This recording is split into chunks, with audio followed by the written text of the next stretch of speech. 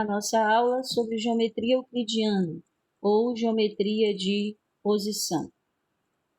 Vamos lá.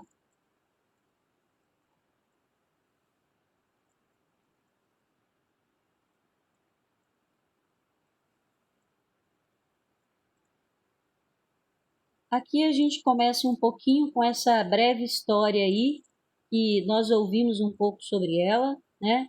Então, os registros históricos mais antigos a respeito do surgimento da geometria na história da humanidade remontam aos povos da Mesopotâmia, em torno de 4.000 a.C. Muito embora o homem neolítico já tenha manifestado com desenhos e figuras deixados preocupação com relações espaciais, que abririam caminho para a geometria. Já Heródoto defendia a ideia de que a geometria surgiu mais tarde, no Antigo Egito, e resultava da necessidade prática dos egípcios, dentre elas de fazer novas medidas de terra após as inundações do rio Nilo. Foi em torno de 600 a 500 a.C., porém, que a geometria começou a ser sistematizada na Antiga Grécia, pelos famosos matemáticos Pitágoras e Tales. Mas, apenas em 300 a.C., o conhecimento começou a ser sistematizado, ou seja, registrado de forma sequencial, com lógica, com demonstrações e provas nos livros de Euclides. Ok. Quando a gente começa a estudar a geometria euclidiana, a gente precisa pensar assim. Euclides foi um matemático que quis dar fundamentação às coisas.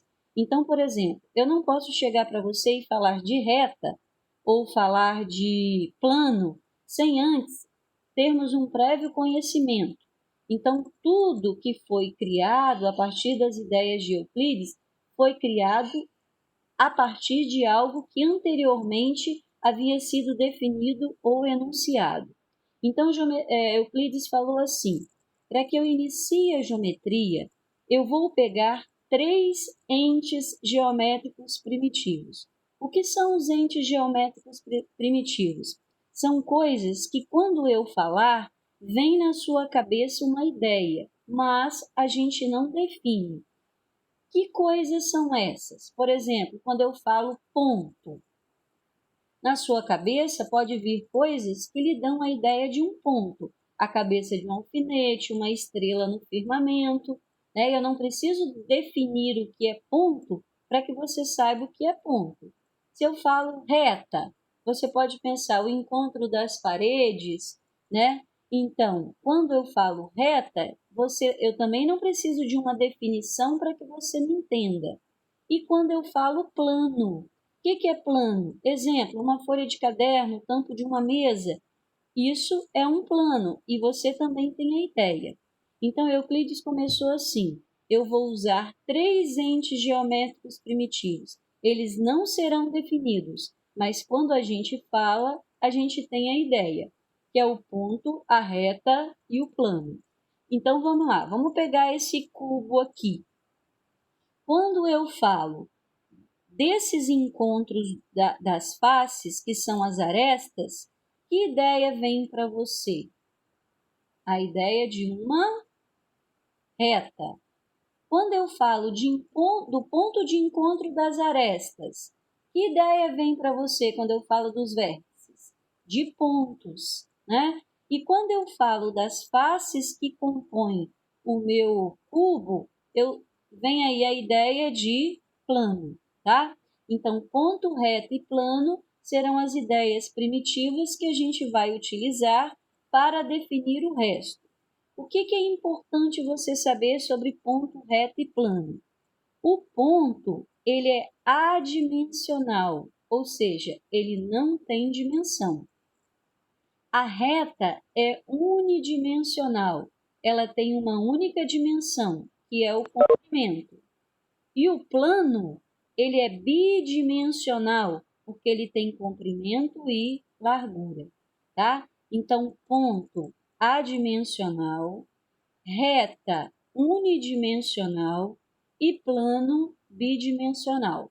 Quando a gente vai representar um ponto, usaremos letras maiúsculas do nosso alfabeto. Quando formos representar uma reta, a gente vai usar letras minúsculas do nosso alfabeto.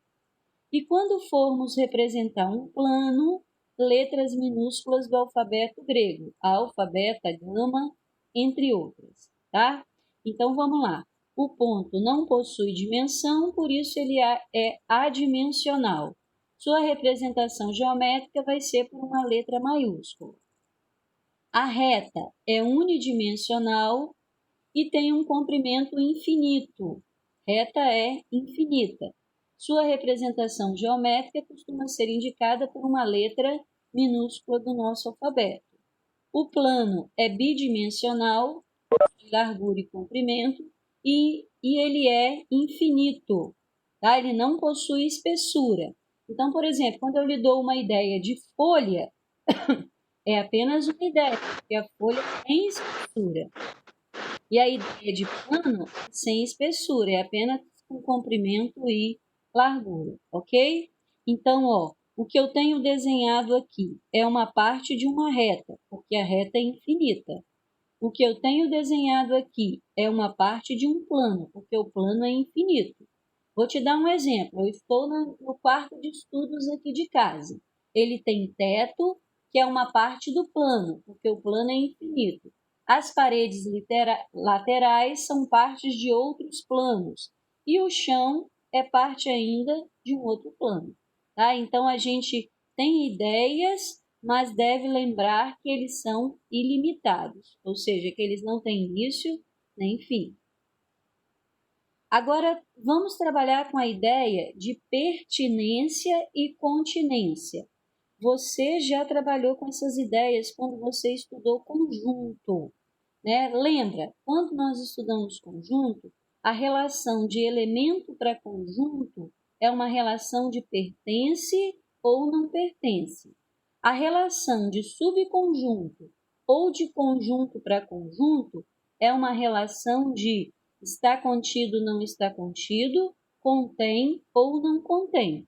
Então, por exemplo, o ponto P, ele é um elemento, ele pertence à reta. Agora, a reta, ela não é um elemento, ela é formada de um conjunto de pontos. Então, a reta está contida no plano alfa, tá? Então, ponto é elemento, pertence à reta. Reta é conjunto de pontos. Então, é um conjunto. E um conjunto está contido ou não está contido em outro conjunto. Coloquei aqui alguns exemplos, ó. Eu coloquei dois planos, um plano alfa e um plano beta. Nesse plano alfa, eu posso dizer que o ponto A pertence ao plano alfa. O ponto A pertence à reta R. Eu posso dizer que a reta R está contida em alfa, tá? Então, ó, ponto A pertence à reta R. Ponto A pertence ao plano alfa. Ponto A não pertence à reta S, porque a reta S está no plano beta. A reta R está contida em alfa. A reta S não está contida em alfa. A reta S está contida em beta. O ponto B não pertence a S. Tá vendo? O ponto B está fora da reta S, então o ponto B não pertence a S. Mas o ponto B está presente no plano beta. Então, o ponto B pertence ao plano beta. Então, de novo, ponto em relação à reta ou plano pertence ou não pertence. Retas em relação a planos estão contidas ou não estão contidas, tá? Tudo bem? Os pontos B e C são coplanares. O que significa ser coplanar? Significa estar no mesmo plano, tá? Então, a palavra coplanar é importante que você guarde aí. Co significa mesmo, planar significa plano. Então, pontos coplanares são pontos que estão no mesmo plano. Veja lá. Euclides, então, pegou essas ideias básicas de ponto, reta e plano que não são definidas, por isso são entes geométricos primitivos. E a partir de agora, com essas 3 ideias básicas, ele começou a trabalhar.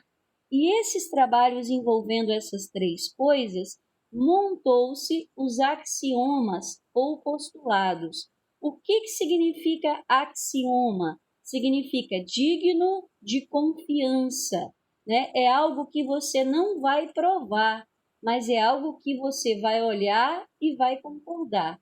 Tá? Então, postulados ou axiomas são sentenças verdadeiras que não são comprovadas, não são demonstradas, mas há a percepção de que elas são verdadeiras porque elas partem dos entes geométricos primitivos.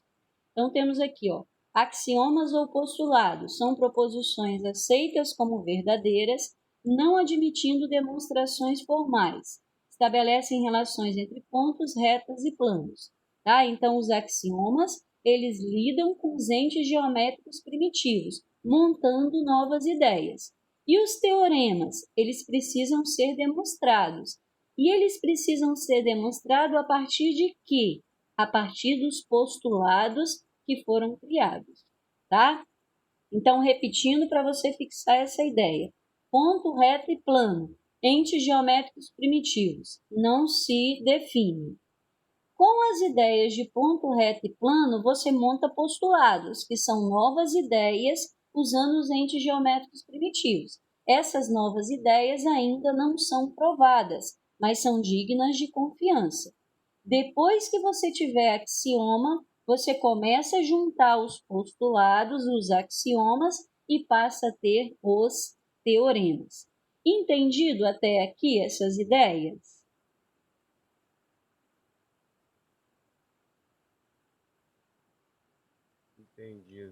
Entendi. Falou que sim. Tá, então eu vou seguir.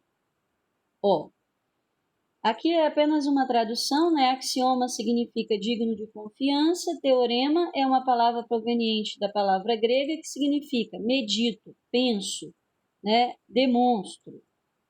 Então vamos lá. Vamos conhecer agora alguns postulados ou axiomas. Primeiro postulado. Vamos lá, olha para ele. O primeiro postulado diz assim: existe reta, e numa reta, bem como fora dela, há infinitos pontos. Então, ele está buscando essas 2 ideias básicas da geometria, que é ponto e reta, e está dizendo assim: existe reta. Uma reta é formada de pontos. Se a reta é infinita, existem infinitos pontos. Toda reta está contida num plano, e o plano também é infinito. Se o plano é composto de infinitas retas, eu também posso dizer que o plano é composto de infinitos pontos. Então, o postulado 1 diz assim: numa reta há infinitos pontos, bem como fora delas. Então, ponto A, B, C, D são pontos da reta R e existem infinitos outros. F, I, G, H são pontos que estão no mesmo plano da reta R, mas não pertencem a ela, tá?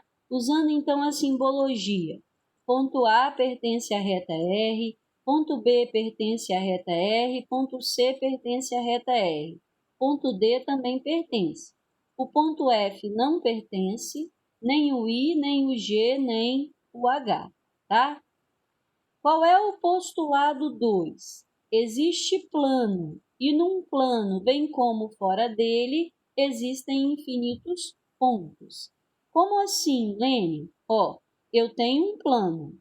O plano é composto de infinitas retas, e a reta é composta de infinitos pontos. Então, eu posso dizer assim, esse plano alfa que foi colocado aqui, ele tem infinitos pontos. Vamos imaginar as paredes da nossa casa.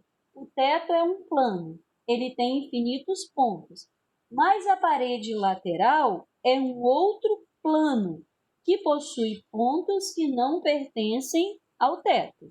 Então, num plano há infinitos pontos, mas fora dele, como existem outros planos, também existem infinitos pontos. Aí eu tenho aqui, o ponto A pertence ao plano alfa, o ponto B pertence ao plano alfa, o C e o D também. Já o ponto E, F, G e H são pontos que estão fora do plano alfa. É F, G, né? H não está aí não. Ou seja, eles não pertencem ao plano alfa. Aí eu coloquei aqui um exemplo, né? Coloquei um plano aqui, o plano alfa. Eu tenho um ponto P que pertence ao plano alfa, mas eu tenho um ponto A e B que estão fora do plano alfa, um ponto G que está fora, um H, um CD, um E, né? Então, da mesma forma que existem pontos no plano, existem pontos fora do plano, e são infinitos essa quantidade de pontos. Vou ver se eu tiro essa... Peraí. Isso. Agora vem o postulado da determinação. Olha só, se eu tenho um ponto, um apenas, por esse ponto eu posso passar infinitas retas, concorda? Eu tenho um ponto e ali infinitas retas podem passar por aquele ponto. Mas se eu tiver dois pontos, por esses dois pontos passa uma única reta. Tá? Então, o postulado 3, que é o postulado da determinação de uma reta.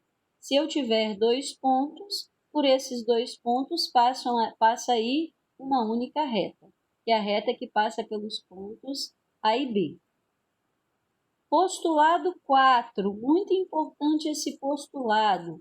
Ele diz assim, três pontos não colineares. O que é colinear, Lene? Mesma linha. Então, não colinear, os três pontos não estão os três na mesma linha. Postulado 4 diz assim, três pontos não colineares determinam um único plano.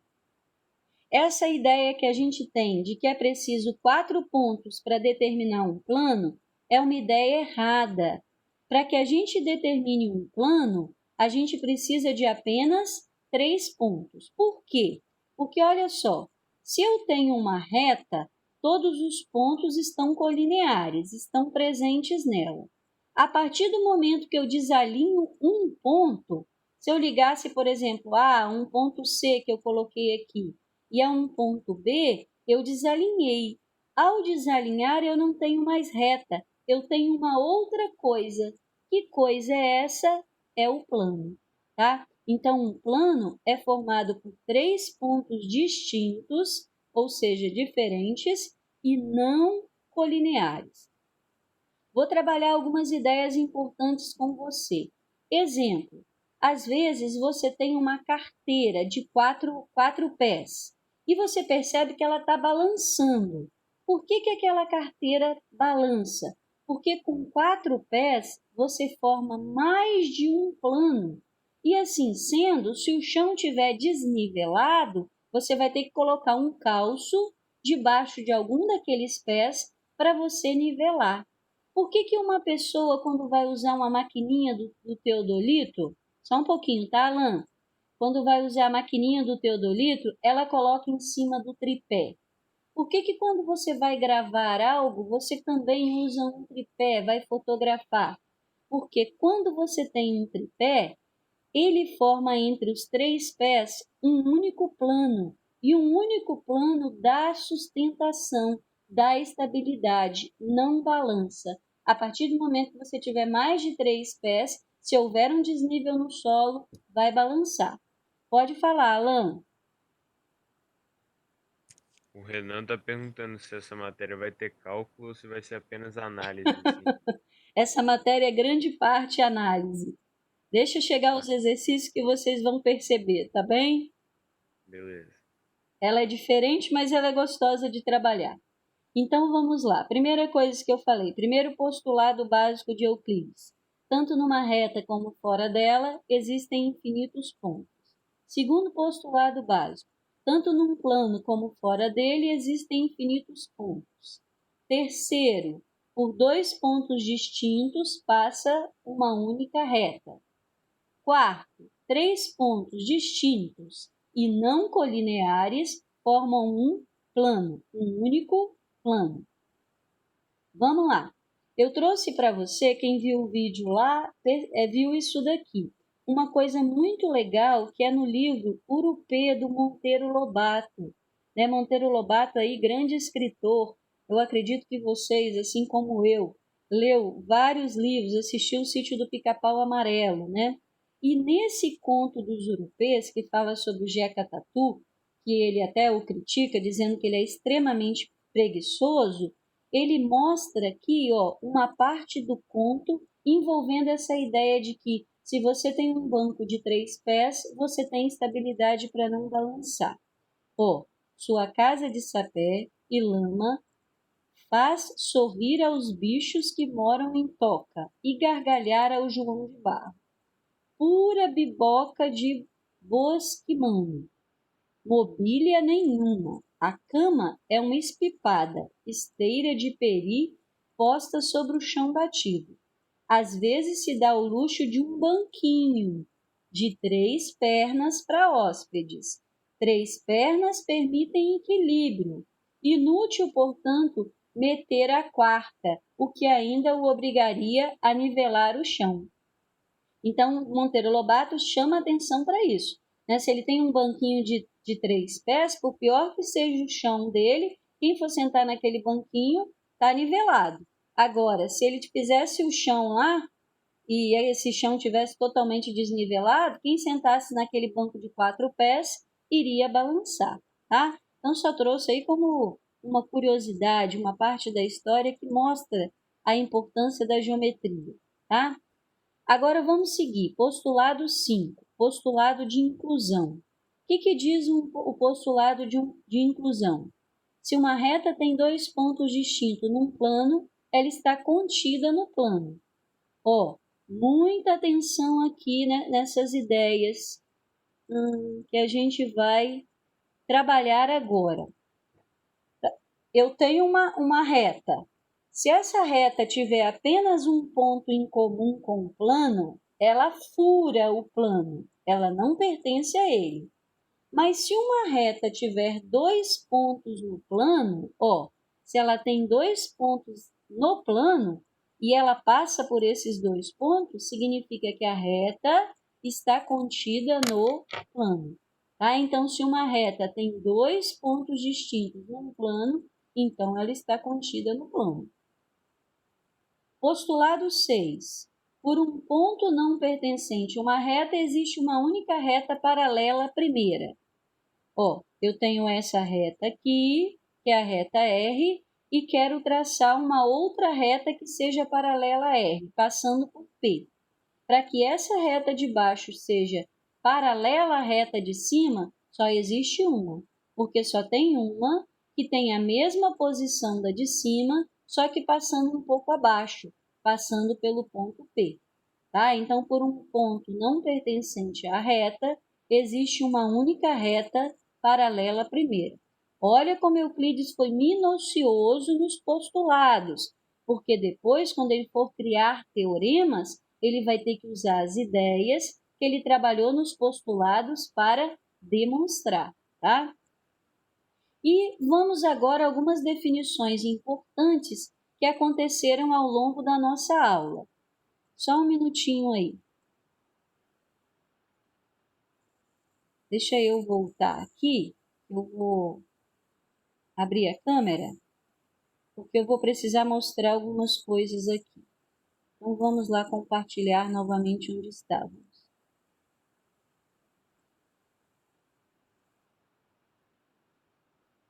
Ok. Então, vamos lá. Ó, eu tenho reta, semi-reta e segmento de reta. O que é uma reta? Uma reta é algo infinito nas duas direções. Ela é infinita para cá, ela é infinita para cá. Tá? Então, reta não tem início nem fim. O que é uma semi-reta? Uma semi-reta tem início, mas não tem fim. Então, vamos supor que eu colocasse um ponto aqui e começasse por aqui. Esse é o ponto inicial, mas eu continuasse aqui até o infinito. Então, semi-reta tem início, mas não tem fim. Reta não tem início nem fim. O que é segmento? É uma parte da reta. Ela tem um ponto de início e ela tem um ponto final, tá? Então, quando eu tenho, por exemplo, um cubo, aquelas arestas são segmentos, porque tem início e tem fim, tá? Então, todo ponto de uma reta divide em duas semi-retas. Aqui, por exemplo, eu tenho o ponto P. Eu teria aqui uma semi-reta que começa em P e passa por A. Então, eu diria semi-reta PA. Se eu começar em P e seguir para cá, então eu teria um segmento também, que começa em P e passa por B. Então, semi-reta PB. Ok? O que é um segmento de reta? Segmento de reta tem início e tem fim, é uma parte da reta. Ó. Comecei em A, terminei em B. O que é um semiplano? Toda reta de um plano divide o plano em dois semiplanos. Então, eu tinha um plano alfa. Eu tenho uma reta aqui. O que essa reta fez? Dividiu o meu plano alfa em dois, alfa 1 e alfa 2. Tá? Então, toda reta divide o plano em dois semiplanos. O que é espaço? Espaço é o conjunto de todos os planos que existem. O que é um semi-espaço? Um plano divide o espaço que eu tenho em dois semi-espaços. Então, vamos supor que eu tivesse aqui o espaço do quarto que eu estou. Ele é composto de 4 paredes laterais, teto e chão. Se eu traço uma parede aqui no meio, eu estou traçando um plano que dividiu o meu espaço em dois semi-espaços diferentes, tá? O que são pontos colineares? São pontos que estão na mesma linha. O que são pontos coplanares? São pontos que estão no mesmo plano. E o que é o espaço? É o conjunto de todos os pontos, todas as retas e todos os planos. Tá? Então, pontos colineares estão na mesma linha, pontos coplanares estão no mesmo plano. E espaço é o conjunto de tudo, de pontos, de retas e de planos que existem. Resumindo aqui, se eu tenho um ponto, por ele eu passo infinitas retas. Se eu tenho 2 pontos, por 2 pontos eu passo uma única reta, porque eles são colineares. Colineares, repetindo, estão na mesma reta, estão na mesma linha. Coplanares significa estar no mesmo plano. Espaço é o conjunto de todos os pontos, retas e planos. Cuidado com uma coisa. Se eu falar assim, eu tenho 3 pontos distintos, eu formo um plano. É verdade? Não. Porque se esses 3 pontos distintos estiverem alinhados, eu estou montando reta, eu não estou montando plano. Eu só monto o plano com 3 pontos distintos e não colineares, ok?